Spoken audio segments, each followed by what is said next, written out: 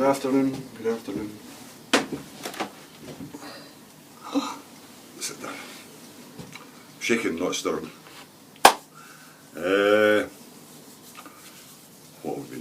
What have we been up to? After all the excitement, well, we've calmed down a little bit, so we're now back to normal as such. As you've probably noticed, I've been tinkering with the editing app, Pinnacle Pro, so we've been learning a little bit. Forgetting just as much as we're learning at times, but the thing about these things, you've really got to keep going, and I don't spend enough time. But anyway, we put a bit of effort in, and we learnt a little bit, which was quite good. So, the sticks, yes, this one I'm going to show you. We'll get back to the one with the gold leaf because there's a little story in the back of that one, and I hadn't forgotten about it, but and it was a good lady that said to me, should tell the story of it. Maybe I will. Anyway, this is a nice one. These are all for Christmas. These are people want these for presents for Christmas. So I've been busy with this. But this is the frog. I've got a big hand on these pennies nowadays. These old pennies and whatnot, putting them in, and a bit of a lanyard on it and whatnot and that. So yes, hazel. So back to the hazel. So and it's more a staff again, which is good. It's good. So I think we're just bits and pieces. But when I noticed in the video the other day there, the last one that I made was about this staff with the landi. You couldn't really see it as such, so we'll give it another view. And it's got an alpine spike on the bottom of it, and I've got caps for them. So, and I changed the lanyard on it. I was using whangs, but I didn't. The whangs I have aren't really long enough, so. And I can't cut them myself. I've got leather, but I just can't get them cut the way I want them, so I need to go on and get some. But, so we're back on the cord. But it works fine.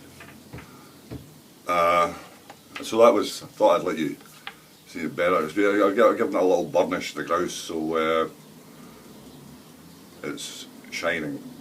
The good thing about gold, or gold leaf, is that and sometimes even gold leaf gold, the good thing about the gold is that it picks up light. And shotguns many years ago always had the little bead on the end, was always got a gold bead, because it picks up light that bit better. So anyway, that's what we'll be working on, 2 or 3 others here and all. But it's back in the groove. Susan was there the other night there. Her daughter came and picked up. They were across and picked one for their father for his birthday. And so it was quite a nice stick. But too late to show you it. So I'm busy putting ferrules on the end of things right now. I normally don't do it until let people come, pick size, cut, do whatever they need. But there's 1 or 2 that can't be cut any shorter, so I'm busy doing that, fitting what I can. I've just got a load of them, 2 or 3 different sizes, so I'm busy doing that. But I'll let you see what I use for putting them on. Also, they get bored and they got a small brass screw in them. But this stuff is very good. This is 3M Safety Walk Edge Sealant compound, and it's just like a silicone. And what you find is, when I've got it just about to the fit before it gets the tap, it's obviously bored to take the screw and everything. And I'll just pop a bit of this stuff in and then tap and that's it. And it seals it off very well. So, something you may be interested in. But it works really well.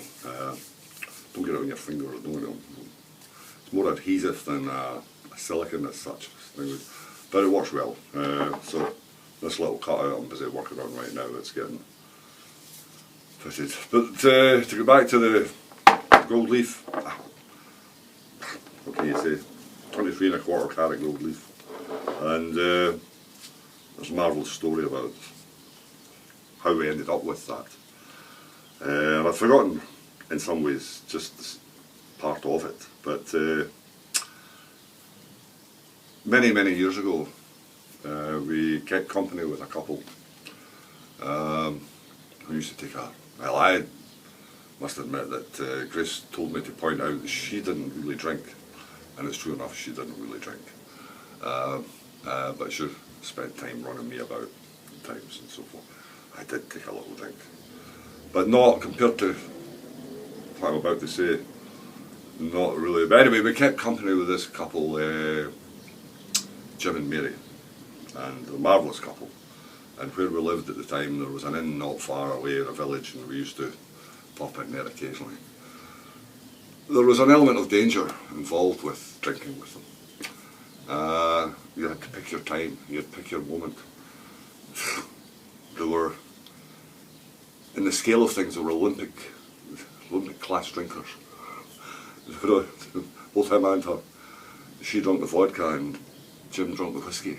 And I enjoyed a whiskey at times, but Guinness was my tipple. But when you got into company with Jim and Mary, Guinness would not do it. You couldn't keep pace, so you ended up going into the whiskey, or Glava, or Grand Beauty, or whatever. And before you knew where you were, night had turned into morning, and you were still there, and still be drinking. And you needed at least one, if not 2 days clear after it to basically come round from it all. We didn't keep their company very often, but they were enjoyable and we enjoyed tremendously. But as I said, they were Olympic class drinkers. They were incredible, the sheer amount of alcohol they could consume, and at blistering speed. But good company. But Jim, his party trick was, he was a marvellous painter and decorator. Quality, I mean, a really first-class tradesman, and he used to do a lot of marbling. He was a lecturer at one of these colleges, and I better not just say where, just in case somebody recognises who I'm speaking about here, you never know. But it'll not really matter. But he used to do all the marbling and effects and everything like that, and oh, it was fantastic, absolutely. His work was tremendous, it really was, like, you know. But his little party shot at times in the pub would be, once he got a certain amount of thing, it was, this night in particular, he had this thing with the gold leaf. Well, I've only got, I think there's only about 2 leaves left in it I've used up through, but he used something that night, was to give some of the women gold leaf on their fingernails. And they used, what did he use? He used beer or something as a kind of adhesive thing. But he used to make a brilliant job of it. And after they were all run about the gold finger, bond, I think with gold fingertips, fingernails. But it was marvellous. But that night anyway, Grace had got it done, I think, and somebody else had got it done and whatnot, and he just basically told Grace to keep the gold leaf as such. And so she'd had it lying about in the house for ages, and a while back there she'd given me it. She might put that down the shed. I went, oh, she remembered where we got that from, and I did. So that was the story behind the gold leaf as such. And some fun memories of them. They were really good company. But as I said, you had to be on your, I mean, you just really had to watch what you were doing in some ways, like, you know, the capacity for drinking was tremendous, like, you know, but enjoyable company. So that's the story of Jim and Mary. I've not seen them for many years. We're not over that way now at all. The last time we popped in, and the last time we got in company with them, well, that was the other thing. Was we'd been coming back that night. We were living here at the time, and we'd been coming back from somewhere, and we'd got a takeaway in Bathgate. And of course, we're coming back over, and I said to her, So when I pop in, I said, I've got a quick pint. Can you need a pint? Oh, she said, food and everything. I went, oh, well, no be 5 minutes. I says, it's not a problem. Oh, but anyway, I hummed and hawed, and she eventually said, she related one thing with it and said, okay, we'll do this. Mind, 1 pint. Needless to say, that food was never eaten. Because the 1 pint turned into a major session.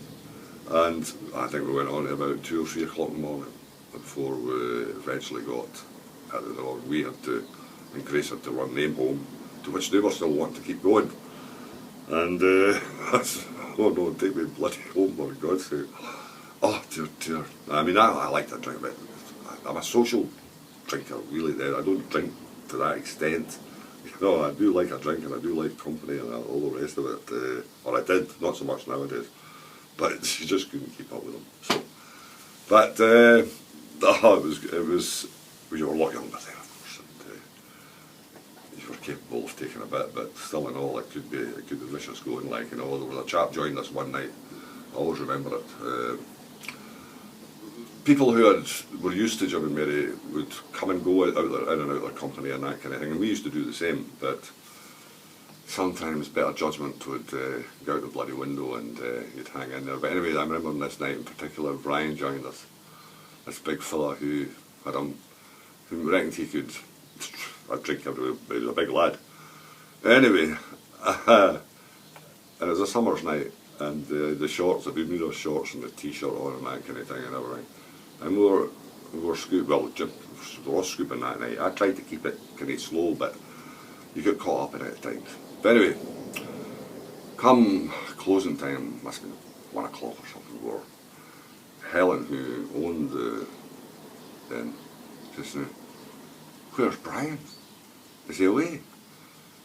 You know, he's never picked up, he had something to pick up. I said, oh, I don't know. I says, he was with us a while back there. I says, but I hadn't really noticed that he wasn't there. Oh, just that he had something to do. And he was supposed to think when he was, oh, I said, well. And then, of course, I remember being in the toilet and there was a cubicle inside. I remember the door being closed. And I must have been in a couple of times and the door was still closed. And I'm like, somebody had a problem in there, but there was no sound or anything. So anyway, I said, hold on a minute, Helen. I says, I'm playing it anyway. So I goes away through and climbs up on top of the partition, and sure enough, there's Brian. Out of it. Shorts at the bloody ankles, his back end on the pan, and his head on the wall. Of course, he's got the bloody thing shut from inside, of course. And it's one of these old-fashioned toilets, and, you know. Well, I went and got a brush and tried to wake them up. Couldn't wake them in, you know. Eventually, I had to get a set of steps and scrimble through in between the gap at the top and get down inside, open the bloody door, and with the carry him out and take him home. He never woke up yet.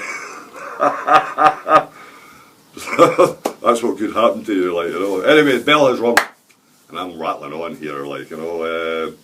But I hope things are all well with you and that, and you've enjoyed the last 2 or 3 videos. As I say, I've get a wee bit more adventurous, and my nod to Sean, Big Tam, give him another. There's a story in there about that sometime, but that'll be for another day. All the best anyway. Catch you again. Cheers.